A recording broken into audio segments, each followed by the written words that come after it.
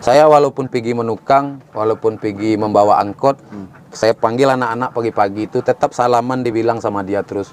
Papa pergi ke kantor ya nak, tiap hari itu pun diucapkan sampai sekarang. Kadang tetangga ketawa melihat kami. Masa kerjanya menukang, minta izin sama anaknya pergi ke kantor. Jadi kita yakin bahwa ucapan ini ada benarnya juga doa. Bukan gaya-gayaan. Bukan gaya-gayaan. Kita pakai celana pendek, bawa gergaji sama penokok, salam dah. Nak sini dulu semuanya, papa pergi kantor ya, doa ya. Anak saya pun paham juga. Sampai sekarang pun tidak canggung lagi pergi ke kantor ya. Jadi kenyataan juga, alhamdulillah lah ya. Mungkin itu kisah perjuangannya. Tapi satu yang untuk catatan bagi permisa semua, tidak ada di dalam hidup ini yang instan.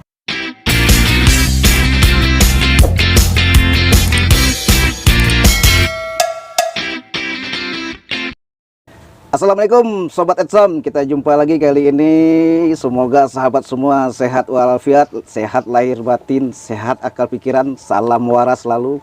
Semoga semuanya nanti kita sejahtera. Kali ini saya dengan Pak Rustam Effendi. Siap. Gimana Pak Rustam kabarnya? Alhamdulillah baik, sehat. Baik, sehat ya. Nah, ini Sobat, Pak Rustam ini banyak kisah inspirasi yang akan kita ambil nantinya, akan kita gali gitu guys.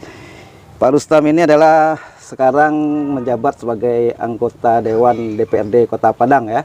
Ya Pak ya? Iya Pak, anggota DPRD Kota Komisi Padang. berapa Pak? Komisi 2 sekarang. Kemarin di tahun pertama kita di Komisi 1 yaitu membidangi pemerintahan dan hukum. Di posisi kedua ini Pemkonya rotasi, kami juga ikut rotasi gitu kan. Nah, dirotasi ke Komisi 2. Alhamdulillah sebagai pimpinan, wakil pimpinan di Komisi 2 bagian pendapatan untuk PAD Kota Padang kan. Kita tidak, mitra kita. Ya. Gini Pak Rustam, mungkin pemirsa ingin banyak juga kenalan nih, sedikit CV singkat dari Pak Rustam, histori pendidikan mungkin ya barangkali supaya lebih mendekat ke pemirsa, ke para sobat Etsam semuanya nih guys. Banyak akan kita gali nih, jangan kemana-mana nih, tetap pantengin nih channel. Kita akan gali banyak inspirasi, edukasi, motivasi buat anda semua para sobat Etsam. Silakan Pak Rustam, mungkin Pak Rustam sapa dulu nih pemirsa nih. Oke, assalamualaikum warahmatullahi wabarakatuh. Saya Rustam Effendi, anggota DPRD Kota Padang dari Plaksipan yang sekarang membidangi dan bermitra dengan eksekutif di Komisi 2 bidang pendapatan. Dan selamat siang, semoga sehat selalu kepada seluruh penonton YouTube channel Etsam TV. Ya. Kami doakan semoga sukses selalu, karena ini adalah sesuatu inspirasi juga bagi yang punya channelnya. Amin. Untuk membuka lapangan-lapangan kerja baru dan membuka inovasi-inovasi baru buat apa kita semuanya. Oke, Pak Rustam, gini Pak Rustam, para sobat udah tahu semua nih. Yes. Sudah perkenalan, CV singkat Pak Rustam nih, pendidikan ya untuk inspirasi daripada sobat semua nantinya. Jadi baiklah permisa channel Etsam sekalian, kalau kita bercerita tentang dari awal bagaimana perjalanan hidup ini sampai di titik yang sangat sekarang ini, yang menurut versi orang, yang menurut versi masyarakat, kita sudah berada di titik sukses itu oke-oke aja. Karena perbedaan kita cara memandang itu memang berbeda-beda. Begitu juga terhadap orang memandang tentang kehidupan kami. Banyak sebagian dari kawan-kawan membilang sekarang sudah sukses menurut versi mereka. Tapi alhamdulillah, ya, alhamdulillah juga. Ya. Tapi perlu kita sadari ini adalah amanah. Amanah ini suatu saat akan selalu kita pertanggungjawabkan, baik di dunia sampai ke akhir zaman nanti. Kalau di dunianya masih bisa kita pertanggungjawabkan. Yang ke akhiratnya nanti lebih gawat lagi. Jadi bagi kami ini adalah satu tugas semampu kami akan kami lakukan dengan cara-cara yang bisa membantu untuk kesejahteraan masyarakat kita. Walaupun dalam tanda kutip belum bisa menyelesaikan semua permasalahan, setidaknya sekecil apapun yang penting kita berbuat untuk kebaikan. Ibarat setetes air jatuh dia ke dalam laut, kan tidak ada nilainya di situ karena lautannya besar, airnya sedikit. Tapi kita berharap suatu saat air ini akan memuai ke langit dan turun nanti menjadi hujan, menjadi berkah buat tumbuh-tumbuhan dan tanaman yang ada di bumi ini. Mungkin itu menarik sekali. Nah, di pendidikan nih, biar sobat tahu semua nih. Kan jadi, banyak juga orang nih guys ya, pendidikan tinggi, cuman kadang-kadang ya, mohon maaf ya, tidak dipergunakan pada tempatnya gitu loh. Kecerdasan yang dipunya, keintelektualan yang dipunya tidak digunakan untuk kemaslahatan orang banyak. Nah ini kita menarik nih, akan saya gali nih guys, Pak Rustam Effendi ini Makanya kita tahu juga ini CV singkat mulai pendidikan Pak dari SD, silakan Pak. Jadi dari SD kita sekolah di suatu kampung yang sangat terpencil. Kampung Pak ya. Jadi di zaman Presiden Soeharto, kampung kami ini termasuk salah satu desa IDT namanya. Jadi kalau desa IDT kan indeks desa tertinggal. Berarti desa tertinggal di seluruh Indonesia dikumpulkan, termasuklah desa kami satu, yaitu di Desa Teratak Tempati, Kecamatan Batangkapas, yaitu Kabupaten Pesisir Selatan, Sumatera Barat. Jadi di situ ada 2 sekolah di Kanagarian kami itu, yang satu SD yang lama SD 02, yang kami kebetulan bersekolah di SD Impres gitu. Ada di zaman Soeharto dikeluarkan Kepres mengenai Impres, kami adalah termasuk di SD Impres 59 namanya, Teratak Tempati. Alhamdulillah saya bersekolah di situ dari kelas 1 SD sampai menamatkan sekolah di situ. Jadi terus pendidikan ini dilanjutkan ke tingkat SMP. Soalnya di kampung kami yang terisolir dengan jarak transportasi belum ada pada zaman itu, saudaraku. Kenapa belum ada? Kami sekolah situ yang punya sepeda aja itu sudah toke cangki, ayahnya baru ada. Kalau enggak juragan karet, kalau enggak toke jawi, baru dia punya sepeda. Itu suatu alat transportasi yang sangat membanggakan. Zaman itu ya? Bukan zaman itu, zamannya memang sudah ada, tapi khusus di kampung kami gitu. Oh, kampung apa? Khusus di kampung kami. Kalau dari luar di kampung kami sudah ada motor, sudah ada ini segala macamnya. Teringat saya yang punya motor cuma 2 orang di situ. Itu keluarga-keluarga apalah yang agak-agak dingrat lah kalau kita ini bicara kayak kita di Pulau Jawa. Jadi saya masuk SMP, yaitu di SMP Negeri 4 Kotomudik namanya. Sekarang sudah berubah menjadi SMP 2 Batangkapas. Saya sekolah di situ selama 3 tahun, yang setiap hari jalan kaki gitu. Kami jalan kaki, kadang-kadang ada sepatu, kadang-kadang enggak. Namun sekolah setiap hari sejauh 7 km. Jadi 7 km dari pagi kami sekolah beramai-ramai jalan kaki sampai di tempat sekolah, nanti pulang lagi. Jadi kawan-kawan semuanya yang bersekolah di situ, kalau pergi sekolah dia nanti pulang langsung ke rumah. Jadi kalau yang kita pulang sekolah itu karena jalannya agak jauh, agak malas. Jadi suatu sisi satu sisi kurang bagus, orang pulang sekolah langsung ke rumah. Kalau kita lebih banyak singgah di rumah kawan gitu. Kadang 2 hari baru pulang karena malas jalan kaki karena udah terlalu jauh. Tapi efek positifnya saya punya banyak saudara jadinya gitu. Punya banyak ibu, punya banyak kakak, dan punya banyak adik. Sekarang setelah kami bebas dari sekolah sudah selesai situ, terasalah persaudaraan ini bahwa kita pernah dibesarkan oleh mamak dia gitu kan. Pernah dikasih jajan oleh orang tua. Yang teman kita itu, saya lepas di situ, kita melanjutkan sekolah ke SMA 1. Yang pertama kita mendaftar dulu di STM 1. STM 1 yang ada di Andale. Andale Padang ini Pak? Iya, di Padang STM. Iya, jadi suatu tren bagi kami di kampung. Kalau dapat sekolah di Padang cukup sangat luar biasa gitu kan. Sangat energi, agak hebat lah bisa sekolah di Padang. Prestisenya ya Pak? Ya, prestisenya. Jadi kita mendaftar di situ, kebetulan kita lulus ngambil jurusan listrik. Tapi tidak bisa bertahan lama. Nggak bisa bertahan lama di situ, kita cuma sampai mengicap di STM 1 itu sekolah selama 2,5 bulan. Ya ada faktornya yang membuat dalam tanda kutip kita nggak bisa melanjutkan sekolah di situ. Jadi setelah keluar dari STM itu selama 2,5 bulan, pindahlah kita ke SMA 1 Batangkapas. Setelah berjalan 1 semester mau naik ke kelas 2-nya, dikasih tahulah sama guru BP yang ada di situ sama paman awak. Kamu, keponakan kamu ini harus dipindahkan. Kalau tidak dipindahkan bagaimana? Sudah dipastikan tidak naik gitu kan. Sudah dipastikan tidak naik sekolah. Jadi dari 17 laki-laki yang ada di situ, cuma 2 orang yang naik kelas. Oh gitu? Iya, termasuk rombongan awak sendiri. Tapi awak cepat pindah ke SMA 2 Painan gitu. Nah, jadi pindahlah ke SMA 2 Painan. Yang dulu namanya IKIP gitu. Jadi selesainya Bapak di SMA 2 Painan ya, SMA 2 Painan. Ya, menamatkan pendidikan di situ tahun 95-96. Jadi selama kelas 3 masa-masa SMA tuh kita tidak merasakan kayak teman-teman kita yang biasa-biasa ini sudah di sekolah lama. Awak enggak. Yang pertama faktor pindah-pindah sekolah.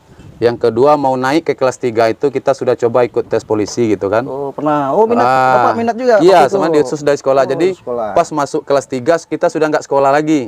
Dulu tes polisi ini kan 1 tahun lamanya. Tes pertama di tahun 95, kita masih di kelas 3.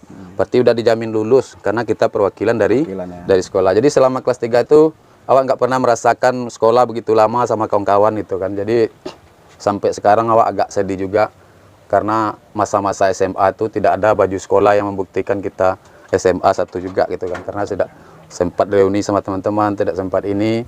Kita sudah mengikuti tes polisi 2 sama kawan awak 1 sekarang yang dinas di Pasaman. Ya. Di Simpang 4 Pasaman. Nah, guys, sobat semua, ini menarik nih yang kita angkat ini nih. Saya tadi sudah dapat informasi, Pak Rustam ini dengan terseok-seoknya beliau merintis apa yang telah beliau raih sekarang ini itu tidak mudah, penuh perjuangannya. Kan Pak Rustam, Iya, siap. dengan perjuangan yang telah beliau lakukan ini menjadi inspirasi untuk sobat semua ini nantinya. Terutama untuk generasi muda, jangan pernah selalu pantang menyerah pokoknya, selalu optimis seperti Bapak ini. Nah, ini sobat, Pak Rustam ini sokong tidak sukses sekonyong-konyong. Ada proses yang beliau lalui itu penuh lika-liku. Tadi kita udah dengar pendidikan yang beliau lalui, tinggal di desa yang tertinggal ya, yang boleh dikatakan desa yang kurang inilah mumpuni gitu kan.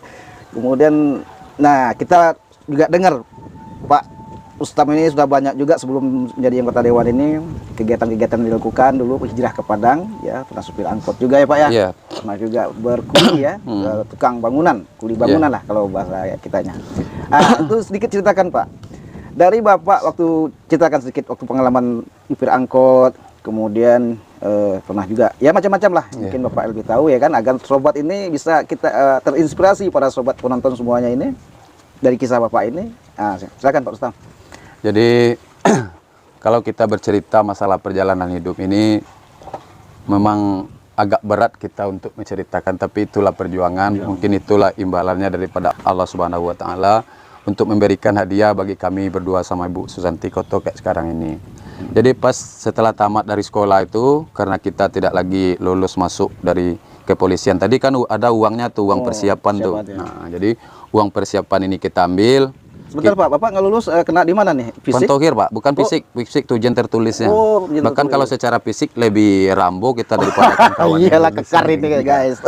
Sosoknya ideal nih Atlet dulu saya. bukan kayak sekarang kan. Atlet Nah, ya, dulu sekarang kan iya. sudah duluan lah dulu paruik daripada banto kan, lah dulu paruik daripada dado. Sama guys. Dulu enggak ya. Dulu nih Ogut nih kotak-kotak nih perut, sekarang bulat. Tapi ya kalau kita lihat Jadi, sosoknya Pak Rustam masih ini. Nah, ya, jadi pas uangnya kita ambil ini, kita ambil lah uang untuk apa nih kan, untuk masuk polisi ini kan ada persiapan tuh kalau suatu saat lolos. Jadi kita teman kita lolos, kita enggak kan, waktu itu semua uang ini kita bawa lah pergi merantau kan. Merantau. Nah, ya pergi merantau, pergi kita 4 orang sama-sama nggak tahu mengenai Malaysia entah gimana itu. Oh, pernah ke Malaysia Pak? Menyeludup situ dari pas mulai tamat sekolah ini. Jadi teringat ibu saya bilang gini, kamu masih muda, kuliah lah dulu, pendidikan ini penting. Saya saja sudah tua, masih mau juga kuliah lagi. Masa kamu masih muda, suatu saat nanti ada penyesalan. Nah, maaf Pak, itu keluarga mampu waktu itu zaman untuk Kalau Bapak biaya kuliah? kalau keluarga alhamdulillah Pak, untuk di kampung tuh dibilang mampu enggak, tapi cukup lah. Soalnya saya satu orang yang anak kecil situ, tetangga atau ibu kakak ibu saya belum ada yang lahir gitu. Lahir pun masih kecil-kecil. Jadi saya beruntung dididik oleh 2 ibu, Pak. Oh, ada ibu angkat juga. Jadi kakak ibu saya dia guru, dia lah yang mengajar saya dari kecil sampai apa. Sementara ibu kandung saya sendiri yang namanya orang tidak mampu, kadang di hutan, kadang di ladang gitu kan. Jadi untuk membesarkan kami, saya walaupun kami tinggal satu rumah, tapi saya dibesarkan oleh banyak ibu dan paman tuh. Kakak dari ibu saya ini adalah guru agama gitu kan. Beliau yang mendidik saya, tapi antara ibu kandung saya sendiri yang melahirkan dengan ibu yang mendidik saya ini, orang ini kan kakak adik nih. Sampai sekarang saya belum bisa membedakan kasih sayang saya kepada kedua orang tua saya itu, baik ibu saya yang ini maupun, jadi 2 karakter kalau ibu saya ini kan. Kalau yang ibu kandung saya tuh sering dia kalau memarahin tuh dipukul atau dicubit kayak gitu, tapi belum pernah saya menangis sekali juga. Walaupun dicubit, walaupun dimarahin, belum pernah saya menangis kan. Tapi kalau yang kakak dari ibu saya ini, yang guru agama ini, dia marahin saya cuman pakai kata-kata gitu, tapi nggak bisa saya menahan air mata saya. Jadi sekarang saya sadar apa yang beliau ajarkan tuh berdua ada manfaatnya bagi saya sendiri. Soalnya dulu saya sebagai anak orang, sekarang sudah menjadi ayah orang, berarti itu pula lah yang dirasakan sama ayah dan ibu saya waktu membesarkan saya gitu.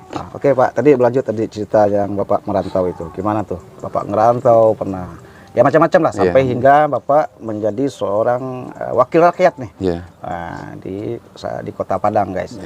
Silakan. Jadi selama di Malaysia tuh kami orang berempat pergi di situ, berempat orang pergi merantau ke Malaysia. Kalau orang kampung kami itu pergi ke Malaysia dia urus sudah ada tekongnya gitu. Ada agen lah yang ngurus sampai di rumah. Jadi sampai di rumah dia bayar, nanti dia langsung berangkat pakai kapal-kapal sayur itu. Sementara kita mau mencoba yang baru gitu kan. Jadi semangat untuk menantang dari kecil sudah tertumbuh juga di dalam kita. Petualang, ya? Petualang. Jadi jangan sama kita dengan orang tuh. Orang pakai tekong, kita gimana bisa sendiri. Kalau orang tuh udah ada agennya yang ngurus dari kampung gitu. Dari kampung nanti ikut ini, ikut itu. Jadi kami berempat pergilah enggak ada bawa bekal apa-apa. Tas satu, baju satu, berangkatlah kami ke Dumai gitu kan. Kan singkat cerita belayarlah dari Dumai menuju Pulau Harimau namanya, Pak. Harimau. Ya, jadi di pulau ada satu pulau di tengah laut itu, di situ cuman yang kerja orang membalak kayu besar-besar itu, tungguin pasangnya naik, dimuat di ke kapal. Jadi berangkatlah sampai di Malaysia.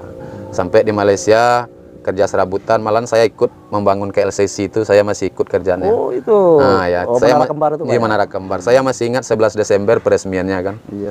Nah, dia itu ada ke bawah tuh Bapak ikut kerja di situ? Ikut kerja. Wah, jadi banyak orang yang meninggal situ, Pak. Kadang liftnya tuh jatuh dari atas terus saja ke bawah sampai di bawah nggak ada orang lagi. Oh, peristiwa itu. Iya, jadi yang apa namanya tuh yang insinyur-insinyur dari Jepang, dari Jerman, kadang tertimpa itu sama bagian kren. apa Pak Rustam dulu? Kita bagian tepan namanya sama PIM, Pak. Kalau kita di Indonesia ini itu kan bikin baloknya yang dari kayu, khusus kayu. Soalnya Malaysia kerja nggak sama dengan kita. Kalau tukang kayu aja. Kalau yang besi aja kan. Kalau yang batu aja gitu. Mereka profesional. Kebetulan kita tukang kayunya, ngerjain PIM sama ngerjain tepan namanya kan. Nah, jadi lama kita kerja di situ. Berapa lama Pak Rustam? Setahun 7 bulan, Pak. Jadi selama setahun 7 bulan tuh kerjalah kita situ. Kita kan nggak pakai surat-surat nih. Kita kan ilegal. Ada razia Pak waktu itu? Ada razia setiap hari. Kalau malam nggak bisa kita tidur di rumah. Kayak gini kita kan di sini kerja nih. Kalau sudah malam hari bisa jadi kita tidur kayak di situlah di tengah-tengah hutan kayak gitulah kita tidur. Semak-semak kayak gitu. Ngumpet gitu, Pak, ya? Ngumpet. Ntar kalau pagi baru pergi kerja lagi. Pagi baru kita kerja lagi. Jadi singkat cerita, apalah orang waktu itu bergejolak lah Indonesia di tahun 98, 97. Waktu itu tahun 97, 98 sehingga uang kita ini udah nggak ada harganya lagi. Biasanya 1 juta itu 360 ringgit kalau kita ganti, kalau kita tukarkan kan. Waktu awak 98 dan krisis moneter ini cuman 170 ringgit 1 juta lagi. Itu percuma aja uang yang kita simpan ini. Akhirnya pulanglah kembali ke Indonesia kan. Pulang ke Indonesia diulang lagi lah masuk polisi satu kali lagi di tahun 97 98. Satu usia berapa Pak waktu itu, Pak? Waktu itu masih 21 belum sampai mau masuk 21 lebih sedikit, masih kecil lagi. Awak kan di letting awak sekolah tuh yang paling kecil, Pak. Yang sama SD atau SMP dengan awak tuh rata-rata kelahiran 75 sama 77. Awak aja yang 78 satu kan. Jadi karena cepat masuk sekolah. Jadi singkat cerita, tes polisi sekali lagi gagalnya di tempat yang sama juga. Jadi uang persiapannya sudah lumayan banyak. Waktu 95 kan cuma 3 juta uang persiapan kita. Waktu di 98 ini uang kita sudah ada 13 juta kalau nggak salah. Kemudian Bapak apa setelah itu? Kalau kan sudah gagal tadi nih tes polisi. Kemudian apa Bapak berkiprah bidang apa lagi? Tadi kuli bangunan di Malaysia. Itu kan pulang lagi ke Indonesia. Iya, pulang lagi. Gagal di bawa uangnya nih, Pak. Nah, jadi bawa uang ini merantau lah ke Pekanbaru. Pekanbaru dulu ya. Iya, Pekanbaru. Sampai di Pekanbaru disitulah kita jualan aksesoris nih. Jepit rambut.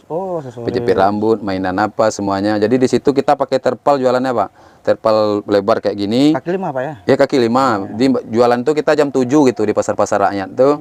Nanti kita taruhkan di situ tinggi. Kita yang nawarin ke masyarakat tuh 1000. Kalau 1000 kan nggak berat bagi. Nanti kalau ada anaknya dicolek juga lah sedikit biar ditengoknya mainannya ada gitu. Kan itu nanti sambil bersorak-sorak. Sambil bersorak-sorak. Nanti dibeli kalau uang 2000, kalau demi anak pasti dibelikan orang aja. Karena satu anak tuh ada belanja 7000, ada 4000, lumayan juga lah. Sampai akhirnya sudah besar modal ini, sudah pakai anggota untuk jualan 2 orang, sudah ada kaki nih. Kakinya. Ya barangnya kita yang nyediain, kaki ini yang jualan. Jadi malam itu ini cerita sebetulnya tidak boleh jadi bukan konsumsi umum ya. Bukan konsumsi umum tapi pembelajaran juga. Untuk ambil hikmahnya. Ambil hikmahnya. Jadi suatu malam saya mau pergi belanja ke Bukit Tinggi. Kalau kita beli barangnya di Bukit Tinggi, untungnya kan lebih besar daripada di Pekanbaru. Dia mau belanja besoknya mau belanja ke Pekanbaru. malam ini kita dulu kan hobi juga main nih Pak. Berjudi ini kan juara juga kan. Nah, ya, dulu itu sebenarnya bukan konsumsi publik. Jadi sejak itu main lawak di kafe itu dengan bos-bos yang apa tuh dengan uang yang ada di kantong belakang untuk besok belanja ke ke Bukit Tinggi. Rupanya malam itu kartu kita bagus, kita lah yang menang kan. Menang 360.000. Pas mau buka orang subuh berhenti main, pas mau buka kunci rumah, uang yang di kantong tadi sudah nggak ada lagi. Hilang semuanya modal yang mau kita belanjakan besok. Uang menang tadi? Uang menangnya aja yang kita pegang lagi. Uang menang aja. Nah, uang menangnya aja yang kita pegang. Uang kita yang sekitar ada 9.600.000, habis semuanya hilang. Sejak itu tuh Pak berputar lah bumi ini, Pak tengok kan. Semenjak sempat down Pak ya? Down. Semenjak itu sampai sekarang Wak nggak pernah berjudi lagi kan. Oh iya. Sampai sekarang, dari dulu sampai sekarang nggak pernah lagi kan berjudi, nggak pernah lagi kan. Di singkat cerita sudah uangnya ini habis kan, uang tinggal 360 lagi, mau jualan sudah nggak bisa, modal sudah nggak ada. Yang tersisa cuman barang yang ada sama kaki kita yang dua tadi. Kita mau berkuli di situ tuh sudah agak malu juga, kita udah bos aksesoris kan. Tinggal uang 360.000.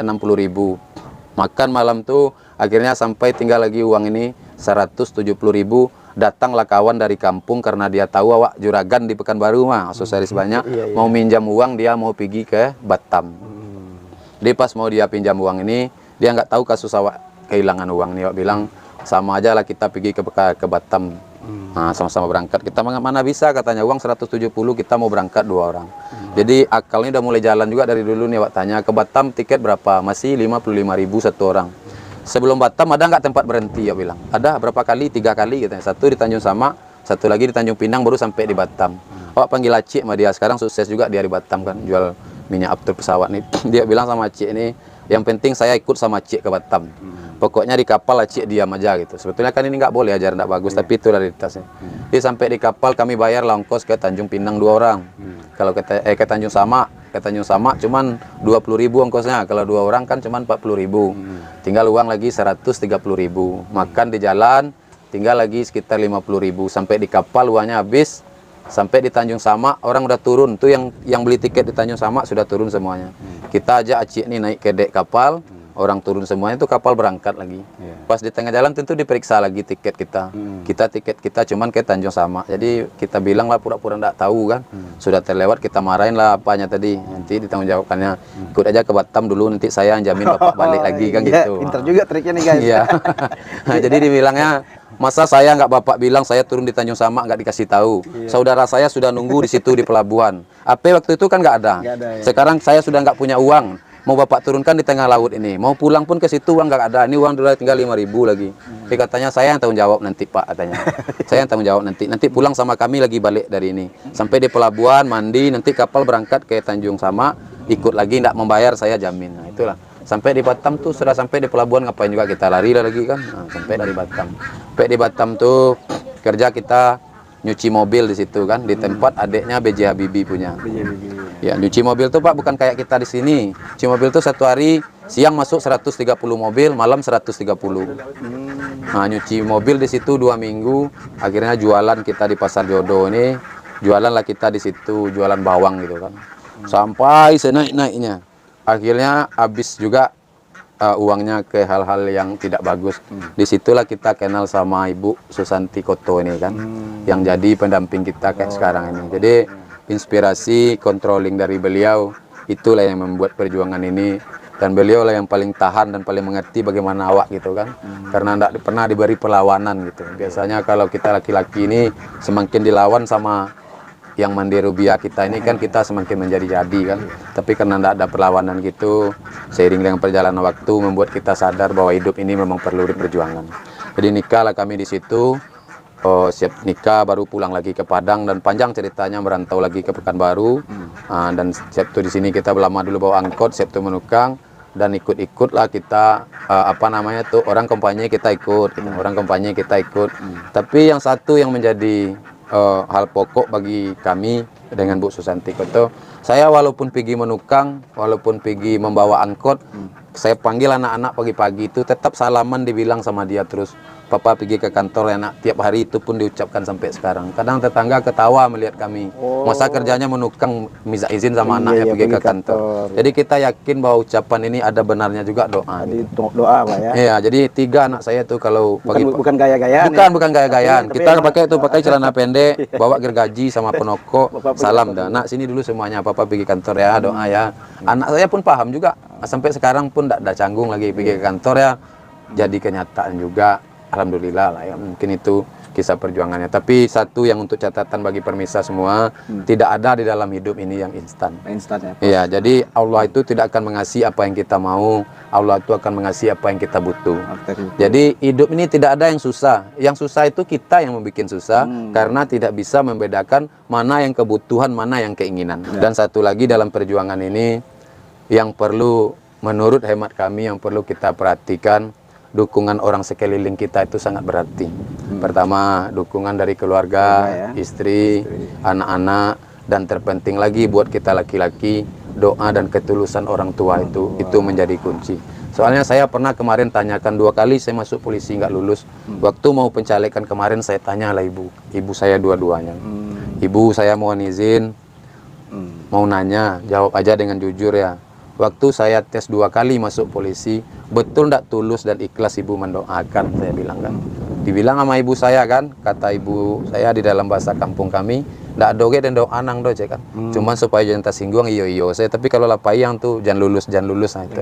Nah, soalnya orang tua nggak setuju kalau nggak merestui ya. Nggak merestui, kedua-duanya orang tua saya. Jadi apa yang membuat saya nggak lulus itu sekarang jadi paham saya kan, berarti bidang saya lain dalam bentuk lain. Allah berkehendak lain. Nah, jadi waktu pencalonan ini sekarang saya mau maju di Padang. Nah, segini Pak, saya potong sedikit Pak. Gimana sejarahnya tuh? Bapak yang tadi kita sobat semua ikuti, dari mulai lagi kerja sebagai supir angkot, berkuli, sampai Bapak proses pencalonan, mencaleg. Nah, itu prosesnya ini Pak yang menarik nih.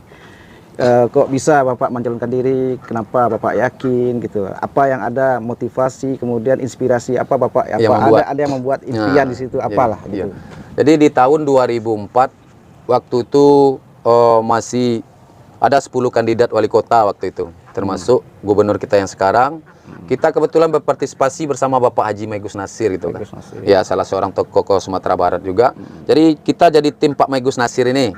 Nah, kita ketua timnya di Kota Tangga lah gitu kan, masing-masing kelurahan kan ada tim, kita koordinatornya gitu. Ikut, kalah. Jadi pas kita kan kalau ada kandidat kan kita ngambil gambarnya tuh.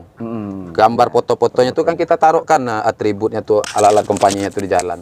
Di sampai di rumah kita bilang juga, kan kita cetak pakai klip Pak kan, mau dipasang dikasih kayu dulu.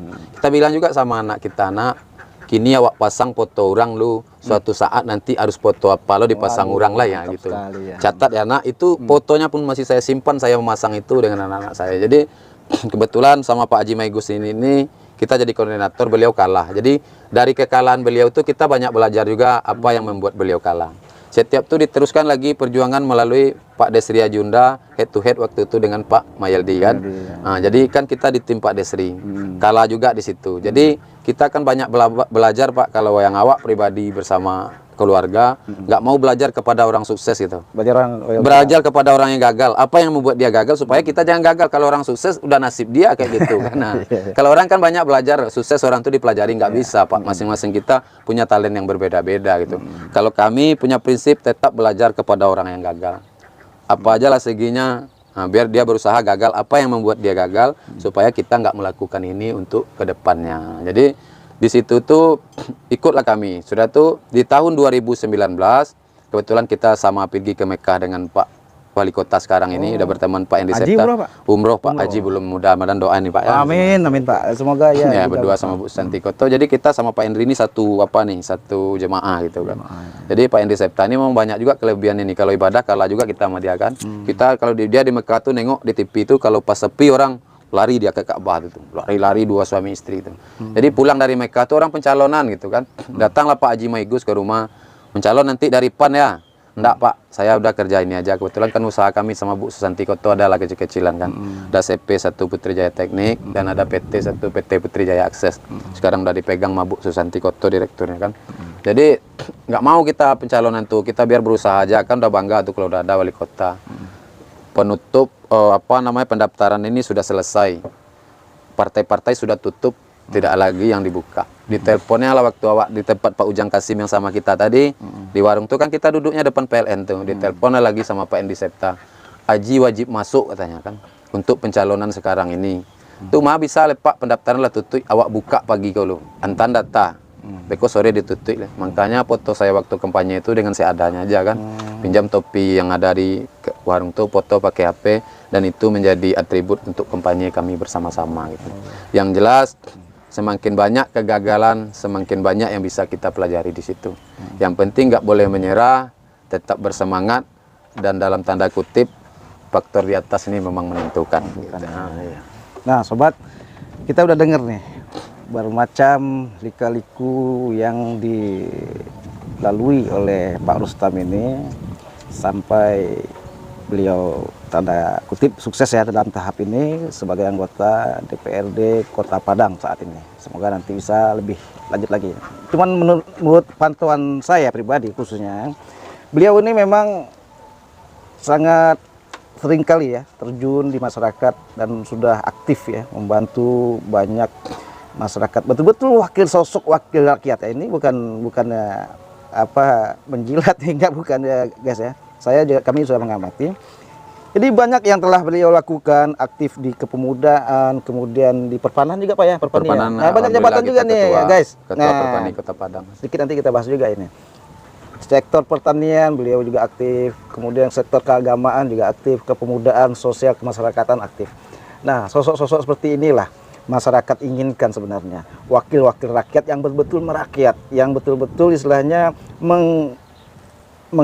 mengambil inspirasi rakyat, bagaimana rakyat sejahtera, jangan istilahnya sibuk mensejahterakan diri sendiri. Nah, ini sosok Pak Rustam ini bagus sekali, sobat semua. Jadi Pak Rustam bisa ceritakan di samping anggota wakil rakyat, anggota dewan sekarang ini juga aktif di Perpani Pak ya? Iya, sambil santai ya Pak. Sambil santai, ya, sambil santai aja nih guys ya. Kopi dulu bro. Kita sambil santai aja nih. Jadi ya itulah Pak Rustam. Ya, bisa cerita juga apalagi tuh yang Bapak bisa lakukan. Jadi gini dia Pak, ada plus minus ya. Yang pertama suatu rahmat yang tidak terkira bagi kami bersama keluarga gitu kan. Sama Ibu Susanti Koto yang juga aktif setiap hari membantu dalam kegiatan-kegiatan kami kan. Yang pertama, kita dari 1999 masuk Padang ini lagi Pak. 1999 masuk Padang, di Kampung Pisang ini udah putar-putar juga kita seluruh Kota Padang. Tapi nggak bisa kita terlalu kayak gini. Jadi dengan ada pencalonan kemarin itu, dengan dosa-dosa kita yang memberikan amanah, banyak dosa awak jadinya Pak. Oh, banyak sus. Nah, dulu kami tidak pernah bahasa Minangnya tatampu kasihko. Kinilah menjadi keluarga besar jadinya. Jadi payah awak ke Kampung Pisang, kau ndak cami kalau ndak dobana piti lam saku, nang penting kopi lah japek perai. Nah dicari keadaan mereka kalau memungkinkan awak minta nasi, bisa dek kerana awak lah merasa bagian dari dosa awak yang ada risiko.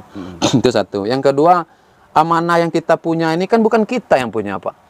Kalau Rustam Effendi bukan Rustam Effendinya itu yang hebat. Orang yang ngasih amanah itu yang punya kekuatan, yang punya power. Sebelum kami jadi anggota DPRD sering juga main ke sini, nggak bisa bantu masjid. Uangnya nggak cukup. Nggak bisa bikin kelompok tani, nggak bisa bikin bantuan untuk anak sekolah. Sekarang malah ada tuh 270 kakak yang dapat 2 juta satu orang Pak. Udah diterima sama ibu-ibu kita. Kan sudah bisa meringankan beban tuh. Tapi kita berharap juga sama si penerima yang dapat ini, kita doakan mereka, beliau-beliau tuh, supaya di tahun depan lebih bagus lagi, hidup beliau nggak menerima lagi gitu kan. Nah, dengan uang yang sedikit ini mudah-mudahan ada berkah lah. Iya, berkah. Jadi dia nggak dapat lagi, dapat yang lain. Jangan kita doakan dia tuh supaya bertahan dapat bantuan terus. Bukan itu yang kita harapkan. Memang itu hak mereka, hak dari ibu-ibu. Ibaratnya jangan kasih ikan, kasihlah pancingan. Iya, kalau biar bisa nyari ikan. Gitu. Iya, kalau 2 juta itu dimodal ke onde-onde kan bisa tuh Pak. Beruntung 2.000 sekali atau 20.000 kalau mau gitu kan. Kalau enggak, setidaknya ada juga lah meringankan beban dari masyarakat kita. Jadi dengan amanah yang diberikan masyarakat ini banyak. Masjid sudah sering juga kok kita salat di Masjid Kampung Pisang contohnya. Tidak bisa kita paling nyumbang berapa lah yang paling kuat kan. Itu pun awak tengok juga, ditengok mana yang paling kecil, itu yang selama ini berani kita kasih. Soalnya kalau kita kasih yang besar beli beras di rumah gimana gitu. Kalau sekarang dengan amanah itu kan bisa kita bantu. Kemarin ini 70 juta bisa bikin pelapon, bisa bikin ini. Dan gitu juga di organisasi yang lain. Tidak bisa, Pak. Kadang masyarakat salah mempersepsikan. Misalnya di bidang olahraga, jangan olahraganya yang dibawa ke politik. Politiknya ini yang untuk olahraga gitu. Iya, itu Jangan banyak. dibalik-balik. Iya. Nah, biasanya kan kami di Perpanan itu bermacam komunitas ada di situ dalam tanda kutip. Bukan partai yang biru aja ada di situ, yang putih ada, ini segala macam ada. Tapi kita tekankan perbedaan ini yang membuat kita satu. Kita boleh berbeda-beda, tapi tetap dalam bawah satu wadah Perpani Kota Padang gitu. Biasanya kawan-kawan kan maunya ego sendiri aja, anggota harus mengikut kita. Untuk apa kita berdemokrasi? Baguslah perusahaan kita bikin kan, apa arahan kita itu yang kita laksanakan. Kalau ini kan statusnya berbeda, mungkin itu Pak. Tidak ya. Ya, menarik sobat semuanya. Ini perlu dicontoh ya. Saya bukan menggurui anggota dewan-dewan yang lain nih. Jadi karena pada hakikatnya Ngopi prinsipnya. lu lihat bro. Ya nggak apa-apa, silakan Pak. Pada hakikatnya wakil rakyat ini betul-betul menampung aspirasi daripada rakyat itu sendiri, masyarakat. Nah, juga edukasi juga nih bagi para masyarakat semua. Jadi kadang-kadang nih maaf Pak kadang-kadang ya kita bukan hal yang tabu lagi dibicarakan. Suara itu katanya bisa dibeli nih. Nah, untuk edukasi juga untuk bagi para masyarakat dan warga semua, carilah betul-betul yang punya hati nurani, yang betul-betul yang punya misi memang untuk kemaslahatan orang banyak gitu. Nah, seperti Pak Rustam ini, beliau dengan terseok-seoknya beliau masa waktu belum suksesnya, jadi memikirkan orang banyak, bagaimana tidak sukses sendiri, agar sukses beliau ini juga bisa dirasakan oleh orang banyak, kan gitu Pak ya? Yeah. Nah, itu sebenarnya yang diinginkan oleh masyarakat. Ya kita semua lah menginginkan sosok-sosok yang seperti itu. Nah, jadi untuk para sobat semua, ya, besok-besok ini ya carilah figur-figur yang betul-betul, ya jangan dibujuk uang kemudian pilih ya. Ini maaf Pak ya, kita mau edukasi nih. Kalau Pak Rustam kita jelas ya prosesnya memang betul-betul dirintis dari bawah, memang kepercayaan sudah amanah ditunjukkan, sudah dibuktikan memang. Nah, kira-kira begitu aja nih sobat nih. Untuk kedepannya ini kita bukan kampanye ini ya, ini kita menggali inspirasi aja agar para sobat semua, ya itu tadi slogan saya, tetap gunakan akal sehat saya bilang ya, kita bilang. Jadi terinspirasi di Pak Rustam inilah. Sangat menarik sekali. Jadi mungkin pesan kita kepada pemirsa Exam sekalian, mungkin kita berpesan tetaplah berpikir positif gitu. Nah, jadi kan kebanyakan orang belum apa-apa sudah curiga gitu. Belum selalu berkenal sama orang itu sudah tidak percaya. Jadi kalau ini kita lakukan, kapan kita mau maju gitu kan. Jadi kalau kita minta real supaya orang sama berbuat dengan kita, apa yang kita lakukan orang berbuat pula, apa yang kita inginkan nih. Menurut versi kita orang lain harus kayak gitu pula. Saya rasa naik. Nah, tidak akan mungkin. Kenapa demikian kan? Karena kita latar belakang kita berbeda. Ayah ibu kita aja berbeda. Daerah tinggal kita aja berbeda. Teman kecil kita aja berbeda. Kulturnya juga beda. Kulturnya pun juga berbeda. Jadi kita perbedaan inilah yang jadi satu kita bikin supaya menjadi kekuatan sesuai dengan simbol negara kita, yaitu Bhinneka Tunggal Ika. Berbeda-beda kita tetap bersatu. Jadi kami juga punya moto bersama Dusanak Rustam Effendi nih, Basamo Mangkok Mandariang. Oh, Basamo Mangkok Mandariang. Nah, ya, artinya bisa guys, sendiri. artinya nih itu bahasa Minang itu, Basamo Mangkok Mandariang. Saya dengan kebersamaan maka apa semuanya jadi. akan jadi, akan sukses. Nah, ini moto yang bagus sekali nih Iya. kita contoh. Oke, terima kasih Pak siap. Rustam Semoga atas sukses waktunya selalu, channel Pak, ya. ya. Ya, saya juga ikut doakan Bapak Amin. selalu istiqomah, Amin. sehat dalam keimanan ketakwaan dan untuk kemaslahatan masyarakat banyak. Nah, semoga kedepannya lebih sukses lagi. Oke, gitu aja guys. Mohon maaf nih, kita sambil-sambil nyantai ya. Sampai jumpa lagi. Jangan lupa subscribe Lab agar Anda tidak ketinggalan informasi-informasi menarik dari orang-orang unik yang penuh inspirasi, penuh edukasi. Kami akhiri wabillahi taufiq wal hidayah. Wassalamualaikum warahmatullahi wabarakatuh. Ciao.